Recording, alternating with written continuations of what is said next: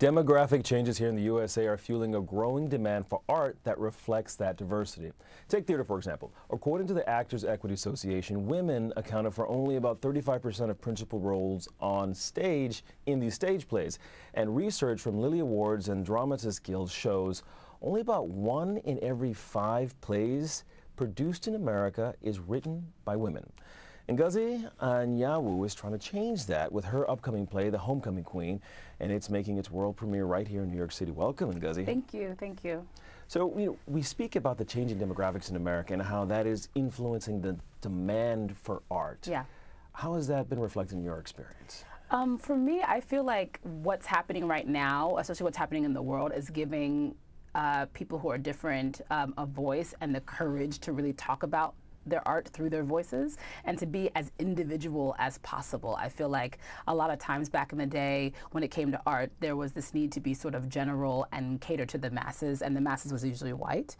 And I feel like, and I don't know if TV has sort of been the influence, but there's been, I feel like, a lot more attachment to like the individual story and to make your story as specific to where you come from as possible. And that's pretty much what I'm trying to do with my theater. I just kind of talk about my experience, my personal experience, and hopefully other people, no matter where they come from, can actually identify with what I'm talking about. But I try and be as specific as possible about where I come from. Your play talks a lot about transcending borders and experiences that Americans have over here and how that's being brought back to Africa.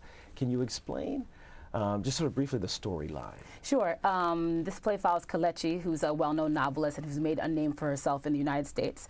But she was actually, what you'll learn is that she was actually born and raised in Nigeria. But she's moved to America and pretty much stripped herself of her Nigerian identity.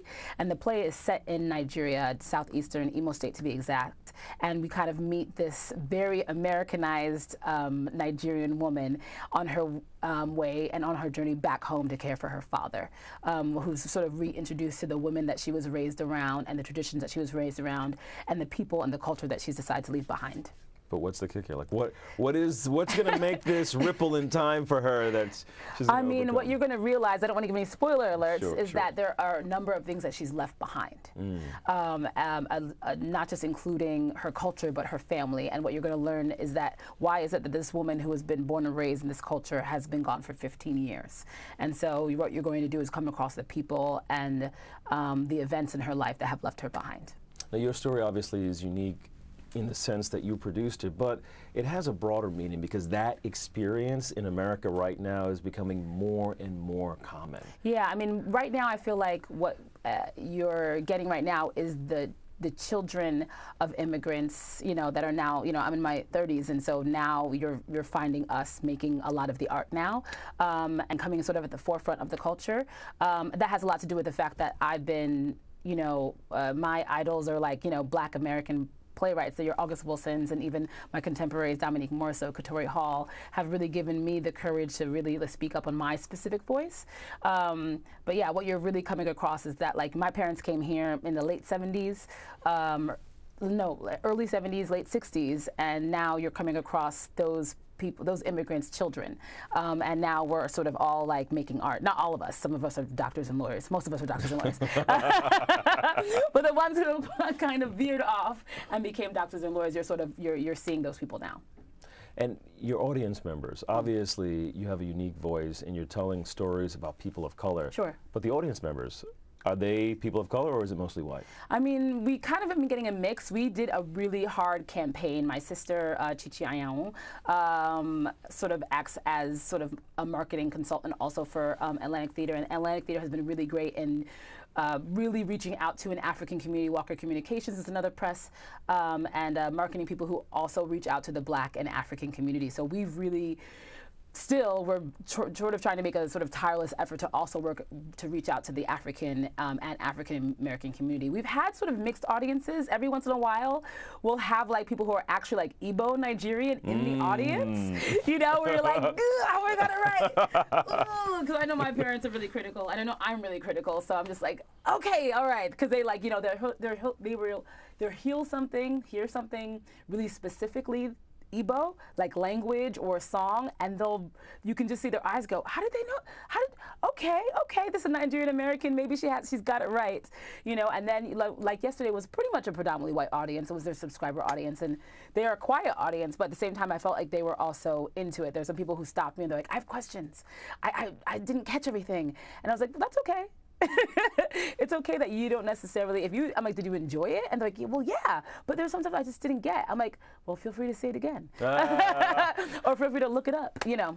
But there are these sort of global messages in your work. So you don't have to be black. You don't have to know about Nigerian culture. I don't think so, no. To be able to appreciate what the story is about. No, I mean, I've been growing up my entire life seeing things that are outside of my culture. And I've been able to enjoy them and empathize with lots and lots of white people, you know, and all these stories and comedies and what have you. And so I'm asking people to just do the same. You know, sit down, open up your heart for about an hour and a half. And I think that they too will be able to, if I wrote a good story, identify in some way, shape, or form. They say art always reflects the time in which it was created. As such, there's so much going on in America right now. How did all that inform your art? I try and write the story that I want to tell, but I can't ignore what's going on in the world.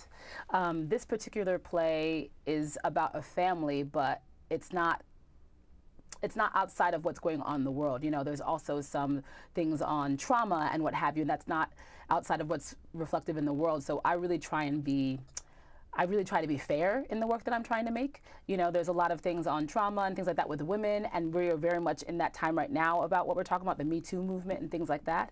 And so it just makes me much more cognizant of what I'm saying in my work. So for me, what it does is that when I'm hearing what's going on in the world, I really try and be as responsible as possible with what I'm trying to say, besides like, oh, that would be a really good dramatic effect. You know, I have to be aware that like my work might trigger some people.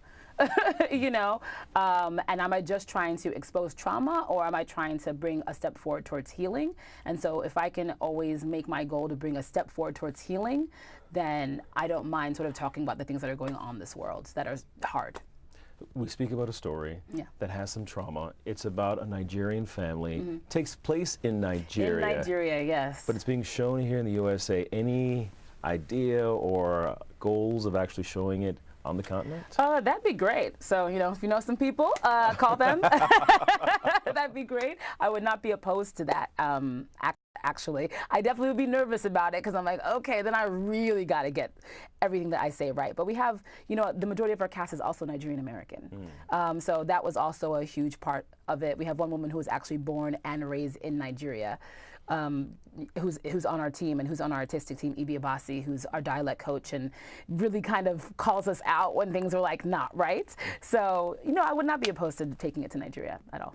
Now what about, I mean, there is sort of a distinction between the Black American experience and the experience of Black immigrants who don't share the bond of sort of slavery.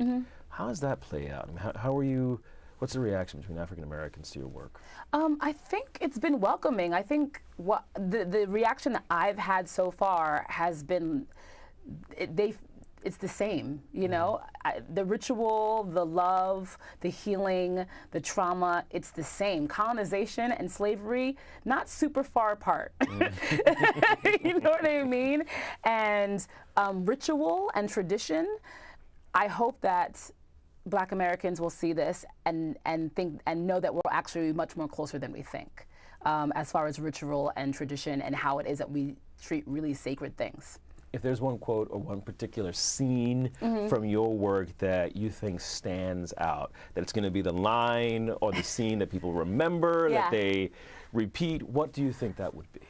There's so many. No, I think there's one where the dad is trying to talk about who we are when we leave behind, when we go into the next world, and that he says something along the lines of, I shouldn't have my play more memorized, but something along the lines of, in the end, we're just what we teach, and then we move on so that someone can try again and do better. I love that phrase because it's sort of reminiscent of what we do. In the end, we are just what we teach. So I ask you that question. Yeah. What are you teaching? I'm trying to teach people how to, and myself, always when I make my art, I'm trying to teach people how to crack their hearts open, and I think I'm a bit of an empathy warrior, and how to find joy in the sadness and leave your mouth open for laughter so that some tears can come out. So I really think that that's sort of my big goal with the art that I make. To make sure that you have room to grow. Yeah. And the play, the name is The Homecoming Queen. Why that name? You know, she's coming back home, but I think she's also trying to welcome her dad into the next life as well. And when you think of homecoming, you think of for here in America, you think of the most popular person, right? Homecoming queen is the beautiful girl or guy who wins all the votes and who everyone loves. But there's a lot of burden that comes with being queen, and there's a lot of burden that comes with going back home. So I just really, I just thought it was a good title to really think of and, like provoke the idea of what that means. Fantastic. I can't wait to see the work. Yeah. Thank you so much, Ngozi Anyanwu, for sharing your art. And I know you're an actress too, so you're going to be in a play coming up. Yeah, I'm doing a play at City Theater called Citizens Market, which is also another immigrant story by Corey Thomas, in March. And that's about immigrants who work in a supermarket in New York. Fantastic. Yeah. Thank you again. Thank you. And thank you for joining us. This is Arise America.